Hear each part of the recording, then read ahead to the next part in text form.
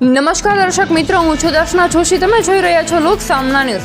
તો જોઈએ આજના સમાચાર. અમારા રિપોર્ટર અજય મકવાણા સાથે. ઇન્ટરનેશનલ સ્પામાં બોડી મસાજની આડમાં ગેરકાયદેસર વેશ્યાવૃત્તિના ધંધાનો પર્દાફાશ. બાતમીના આધારે પોલીસે 2 પંચોની હાજરીમાં ડમી ગ્રાહકને મોકલી રેડનું આયોજન કર્યું હતું. ડમી ગ્રાહકની જાણ થતાં જ ટીમે સ્પામાં દરોડો પાડ્યો હતો. દરોડા દરમિયાન મેનેજર પ્રજાપતિ તરુણકુમાર મણીલાલ મળી આવ્યો હતો, જે આર્થિક ફાયદા માટે બહારથી ભાડુઆત સ્ત્રી લાવી ગ્રાહક દીઠ 1000 થી 1500 નક્કી કરી દેહ વ્યાપાર કરાવતો હતો. પોલીસે સ્પાના એક રૂમમાંથી ડમી ગ્રાહક અને એક સ્ત્રીને શારીરિક સંબંધ બાંધવાની તૈયારીમાં પકડી પાડ્યા હતા. પોલીસે રોકડા 2500 અને એક ડીવીઆર કબજે કર્યો હતો. આ ચલાવવા માટે જરૂરી ડોક્યુમેન્ટ સ્ટાફનું પોલીસ વેરિફિકેશન પણ થયેલું ન હતું. એ પોલીસ કમિશનરના જાહેરનામાનો ભંગ છે.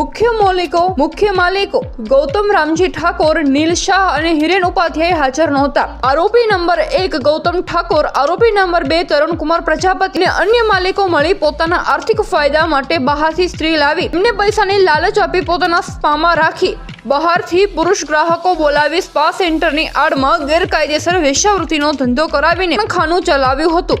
મેનેજર દૈનિક ધોરણે કર્મચારીઓની હાજરી અને નાણાકીય વ્યવહારોની દેખરેખ રાખતો હતો. આ કૃત્ય દ્વારા તેમણે ભારતમાં અનૈતિક વ્યાપાર પ્રતિબંધ અધિનિયમ ITP એક્ટ અને પોલીસ કમિશનરના જાહેરનામાનો ભંગ કર્યો. તો ફરી મળીશું નવા સમાચાર સાથે. ત્યાં સુધી જોતા રહો લોક સામના ન્યૂઝ.